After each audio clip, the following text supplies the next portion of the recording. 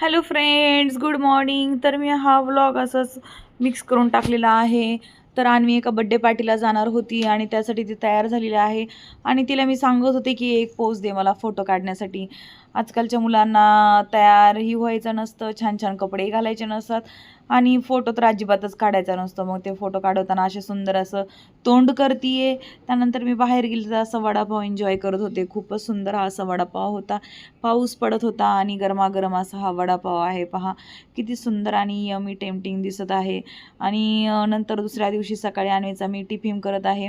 अन्वीचा last paper होता. तसा तो म्हणायला लागला तर लास्ट पेपर नव्हता, पण अभ्यासाच्या दृष्टिकोनातून तो लास्ट पेपर होता. म्हणून मी तिला सिंपल असे कपकेक दिलेले आणि असंच चटरफटर दिलेलं खाण्यासाठी. असा मेनू स्पेशल असा काही बनवलेला नव्हता, का तर ती लवकरच येणार होती पेपर देऊन.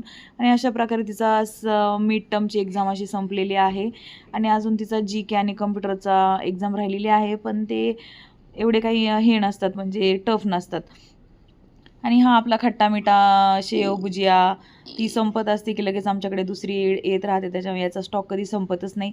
आणि अशा प्रकारे तिला तिच्या फ्रेंड्सना शेअर करण्यासाठी 4 चॉकलेट कप केक दिलेले आहेत आणि थोडासा फरसाणा आणि आपल्याकडे नेहमी असतात अवेलेबल असे बनाना चिप्स. अशा प्रकारे मी तिचा टिफिन पॅक केलेला आणि दूध दिलेलं तिला. त्याच्यानंतर तुम्हाला एक मी आयडिया सांगते, जेव्हा मुलांची एक्झाम असते, पण ही आयडिया तुमच्यावर लागू होणार नाही मुलांवरती, का तर आमच्या अन्वीची स्कूल हे खूप सकाळी अर्ली मॉर्निंग असतं आणि 8 वाजता नसतं. 8 वाजता मुलं काहीतरी खाऊनच जातात, पण अन्वी आमची फक्त दूध पिऊन जाते. तर एक्झाम असते तेव्हा मी तिला पार्ले बिस्किट त्याच्यामुळे टाकून देते. तिला पिडियाश्युअर नाही टाकत तेव्हा. ती पिडियाश्युअर पिते, पण त्याच वेळेस मी पिडियाश्युअर नाही टाकत.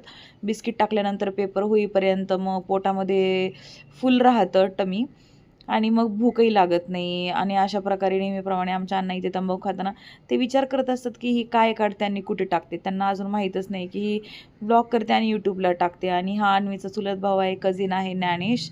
दोघांची इथे काहीतरी मस्ती चालू असते. दोघांना भेटले खूप सारी मस्ती करतात आणि इथे दोघांची अशा प्रकारे